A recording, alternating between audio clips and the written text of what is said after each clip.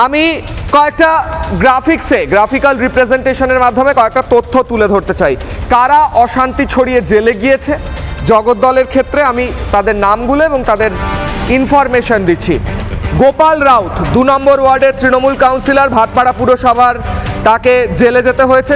সিকান্দার প্রসাদ পার্থ ভৌমিকের ঘনিষ্ঠ তৃণমূল কর্মী, শ্যামদেব সাউ পার্থ ভৌমিক ঘনিষ্ঠ তৃণমূল কর্মী, কৌশিক দাস পার্থ ভৌমিক ঘনিষ্ঠ তৃণমূল কর্মী। এদের সবাইকে শ্রীঘরে পাঠানো হয়েছে অশান্তি ছড়ানোর জন্য। এরপর শুনবো এই ঘটনা নিয়ে অর্জুন সিং কি বলেছেন, পার্থ ভৌমিক কি বলেছেন, তৃণমূল কি বলছে এবং বিজেপি কি বলছে।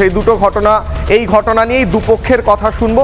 পার্থ ভৌমিকের ইনস্ট্রাকশন অ্যাকচুয়ালি কি আছে, যারা প্রার্থী তাদেরকে অ্যাটাক করলে অর্জুন সিং এখানে ইনভলভ হয়ে নপাড়া ফাঁকা করো, এইসব প্ল্যানিং আছে। পুলিশ ছাড়া তৃণমূল কাছে কিছু নেই। পুলিশের ইনস্ট্রাকশনে কালকে রাজেশ কুমার উপরে হামলা হয়েছে। সব কিছু ঝামেলা মিটিয়ে গেছে। আমি আমার বাড়ি গিয়েছে, দেখছে নিচনে বম চলেছে, ফায়ারিং হয়েছে। আমার সিআই সাহেব বাইরে গিয়েছে দেখার জন্য কি হচ্ছে, তো ওর উপরে গুলি চলেছে। এরকম ভাবে ঝাঁপিয়ে পড়ে মারলো সিআরপিএফ দিয়ে, একটা অ্যাকশন নিল না পুলিশ। তার আগে আমাদের একটি ছেলেকে মারা হয়েছে 17 নম্বর ওয়ার্ডে।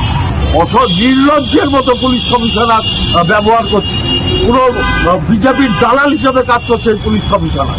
20 বার ফোন করেছি, ফোন ধরেনি আমাদের পুলিশ কমিশনারকে।